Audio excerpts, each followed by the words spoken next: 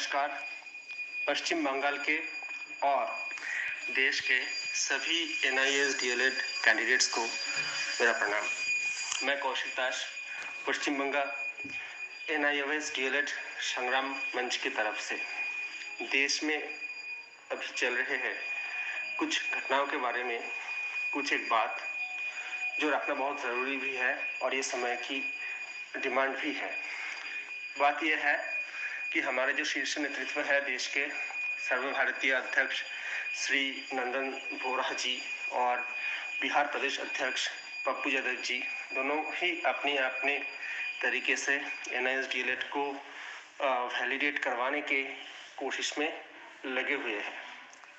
लेकिन विडंबना ये आ रहा है कि पश्चिम बंगाल में एनआईएस डीएलएड शुरुआती दिनों से ही एक्सेप्टेड और वैलिड रहा है। यानी कि पटना हाईकोर्ट के डिसीजन से पहले से यहाँ पे एनआईएस डीएलएड अभ्यर्थियों को जॉब में रखा जा रहा है और वेस्ट बंगाल का primary education board NIS DElEd को कभी रेगुलर डीएलएड से अलग करके देखा ही नहीं है। विडंबना हमारे लिए तभी से शुरू हुआ था जब से पप्पू यादव सर ने अपने जॉब के लिए पटना हाईकोर्ट में एनआईएस डीएलएड का मैटर को लेके गए थे।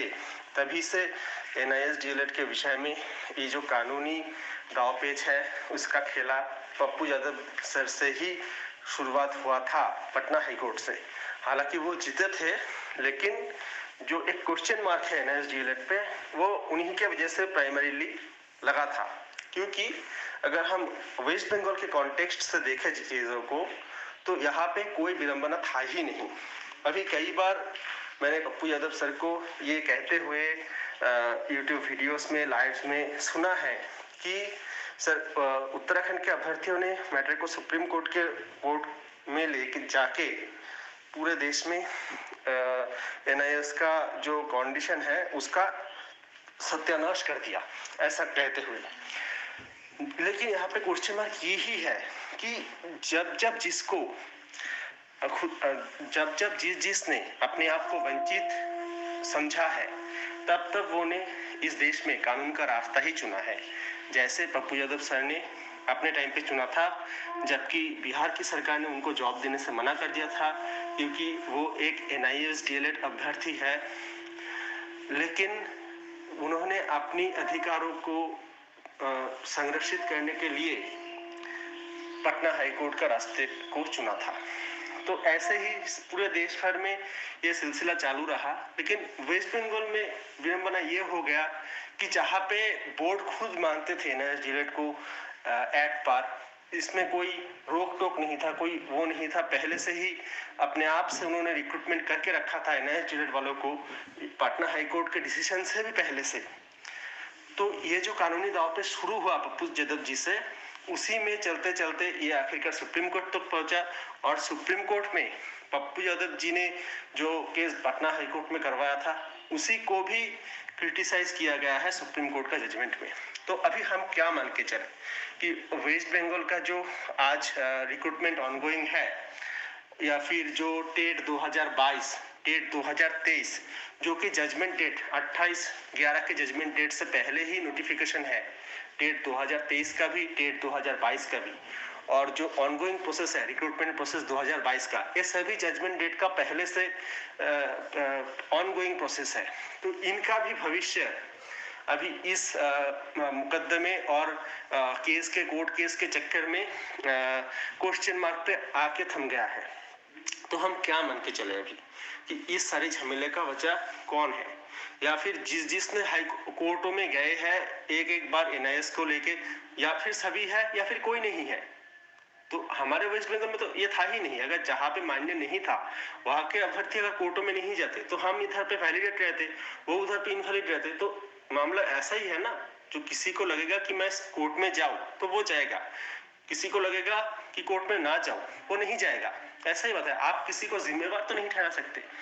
जैसा कि माहौल फिर से आज बन रहा है, वही सेम माहौल फिर से आज बन रहा है। फिर से पप्पू यादव जी सुप्रीम कोर्ट में जाने के लिए बार बार लाइव में आके अभ्यर्थी को कह रहे हैं और उसी में वेस्ट बंगाल का कुछ कैंडिडेट भी गुमराह हो रहे हैं। कल को मुझे बिहार से 2-3 जनों का फोन आया, वो भी पूछ रहे थे सर आपके उधर केस लगा हुआ है क्या।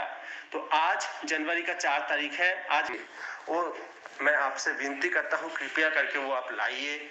और जो देश भर में अलग अलग जगह पे केवी का मैटर अलग है, आसाम में मैटर अलग है और बिहार में मैटर अलग है और हमारा बंगाल का समस्या कुछ और ही है।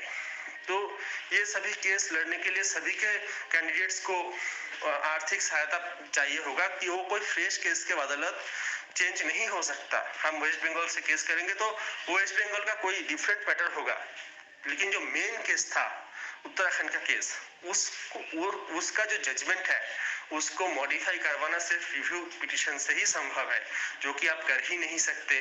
लेकिन वो जो काम है रिव्यू पिटीशन के लिए, वहाँ पे जो मेन पार्टी लोग थे उनको भी आप आर्थिक सहायता होने नहीं दे रहे हैं। आप खुद ही पूरा देश से आर्थिक सहायता लेंगे तो वहाँ पे रिव्यू पिटीशन के लिए फिर कैसे पैसा आएगा? रिव्यू पिटीशन तो आप कर नहीं सकते ना सर।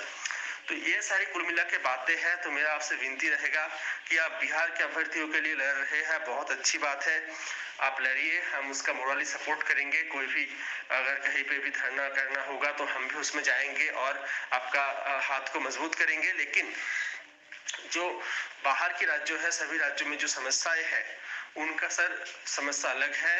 आप ऐसा करके अगर पैसा जुटाएंगे सारी जगह से तो हमारे लिए वो दिक्कत वाली सिचुएशन हो जाएगी और हम नहीं लड़ पा रहे हैं इस वजह से, क्योंकि मैंने देखा है वेस्ट बंगाल से कई अभ्यर्थी आपको पैसा दे रहे हैं, जबकि हमारे यहाँ पे आज वकील रखने का पैसा नहीं था। हमारा केस लगा हुआ है आज के डेट पे 4 जनवरी को कोलकाता हाईकोर्ट में, पता नहीं उसका नतीजा क्या आएगा। फिर हमको डबल बेंच में भी लड़ना होगा और सुप्रीम कोर्ट में भी लड़ना होगा। सर आप ही बता दीजिए हम करे तो करे क्या। तो ये 4 शब्द मुझे आज आके बोलना पड़ा, आप इसका बुरा मत मानिए। आप कृपया करके अपने बयानों में पारदर्शिता लाइए। जो काम आप करना चाह रहे हैं सिर्फ उसी के लिए पैसों का जुगाड़ कीजिए, पैसों का मांग कीजिए कैंडिडेट से, और जिस कैंडिडेट का इससे भला होगा उसी से आप पैसा ले, पूरे देश से ना ले। ये मेरा रिक्वेस्ट रहेगा, क्योंकि इससे हमारा काम में भी बाधा आ रहा है और हम भी अपने काम को अपने तरीके से कर नहीं पा रहे। यही विनती है। शुभ प्रभात सभी को, आपका दिन शुभ हो।